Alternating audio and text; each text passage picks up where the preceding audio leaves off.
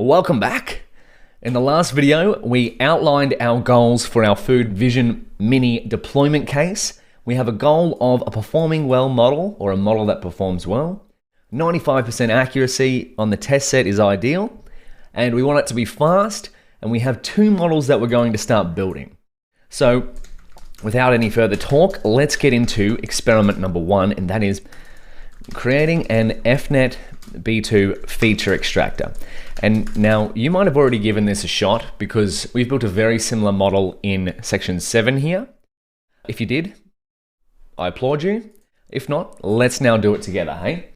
So what do we need to do first? Well, we're going to build a feature extractor. And just a little reminder, what's a feature extractor? So a feature extractor equals a term for a transfer learning model. Recall, transfer learning is taking the patterns from one model and applying it to our own problem that has its base layers frozen and output layers or head layers customized to a certain problem. So in our case, we're going to take an EffNetB2 feature extractor or EffNetB2 model from PyTorch. So Torch Vision models. Let's go into here and we're going to model and pre-trained weights. So this is a question you should be asking at the beginning of many of your deep learning projects. Is there an existing model for the problem I'm working on? And then you can adjust that to your specific problem. So here we go, EffNetB2 weights. Let's go to this one here. There we go. So I'm just going to copy this. And then we've got Torch Vision models, EffNetB2 weights. So EffNetB2 pre-trained model in PyTorch. Beautiful. So let's set up the pre-trained model. Pre-trained EffNetB2 weights. So this is where you're going to need at least Torch Vision version 0.13 plus. Now, by the time you watch this video, it's likely this version will be quite widespread, but you might come across previous editions of Torch Vision that use a slightly different coding setup to what we're doing. This that we're using is the most valid for 0.13 onwards. Equals Torch Vision. So we're setting up the EffNetB2 pre-trained weights. EffNet, I always get this wrong, B2 underscore, isn't it? Weights, and then we want to set it up as default. So default is another way of going, default is equivalent to saying best available. So if we do default, it's going to give us the best available weights, the best performing weights on a given data set. And so we want to also get the transforms, EffNetB2 transforms. Why do we get the transforms?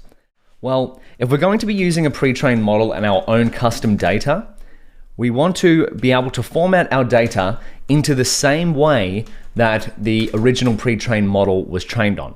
And that is what the transforms is going to allow us to do.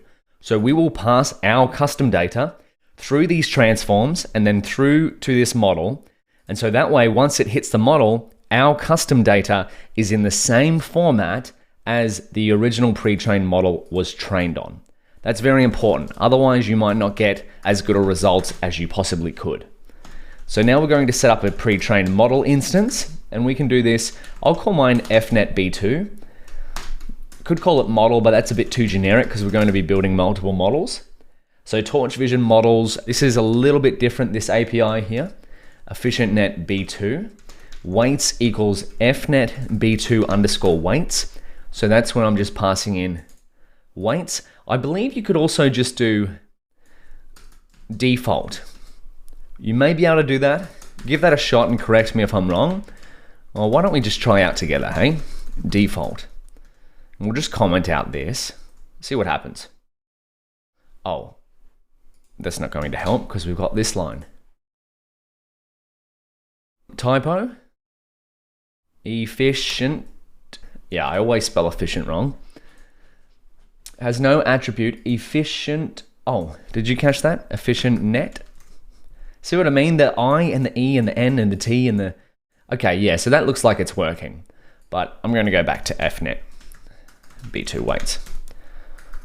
So I'm going to write here. Could also use weights equals default. Beautiful. And now finally, to create a feature extractor, we said that it has the base layers frozen. So let's see what that looks like, hey? Freeze the base layers in the model.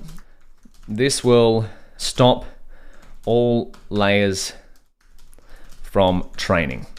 So how do we do that? We want for param in EffNetB2.parameters. We're going to set the requires grad, so which is short for gradient, parameter or attribute. We're going to set that to false. That way PyTorch won't track the gradients of the parameters in EffNetB2 and they won't be updated by gradient descent in our training loop. So if we now have a look at our EffNetB2 model, what do we have? Beautiful. Now that's not giving us much. How about we get a summary? From torch info, import summary, and I've got some code pre-baked here for that. So I'm just going to search for summary. Yeah, there we go. Copy that. Write this in here, and then I'll uncomment that. So right now our model should have, yeah, here we go. All of the layers in our model are untrainable. So their requires grad parameter is set to false, but what do we have to do to customize this model to our own problem? Well, the output layer here right now has 1,000 output classes, whereas how many do we have? We only have 3. So this is where you'll have to customize it to your own use case. In our case, we have 3 output classes, pizza, steak, and sushi. So let's now fix that up. I'm going to comment this just so we have a little bit of a smaller output. So to check that, we can go EffNetB2. Let's check the classifier. Okay, wonderful. And now let's set the seeds here. So set seeds for reproducibility. And we're going to go EffNetB2 classifier. We're going to update the classifier layer to what? We want it to be the same here with the same in features, but a different number of out features. We want this out features to be the number of classes that we have. So we want this to be sequential, and then we've done this a few times now, so this is good practice. Dropout, I'm going to recreate this layer, p equals 0.3, sorry, and then in place equals true, just like the layer above, and then nn.linear for the output layer, in features equals 10408, out features equals 1,000, bias equals true. Beautiful. Now if we run that, how about we create another summary, hey? So this is after we've adjusted the classifier head layer. So if we have a look at this, we have trainable is partial, we have false for all of the base layers, wonderful, and now we have trainable for the output layer only, which is exactly what we want. So total parameters, trainable parameters, oh, that looks wrong. What's going on here?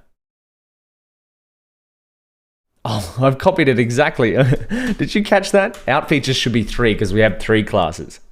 There we go. See, that's why we check. That's why we check our models. We check our input and output shapes. So now we only have 4,227 trainable parameters. Okay, so we've got our EffNetB2 feature extractor ready, this one. Now we just need to train it, but these steps are a little bit tedious to just keep doing. So how about in the next video, and in fact, this is your challenge for the next video, turn this into a function. Something like def create EffNetB2 model, and then it returns the transforms and the pre-trained model. So give that a shot, and we'll do it together in the next video. I'll see you there.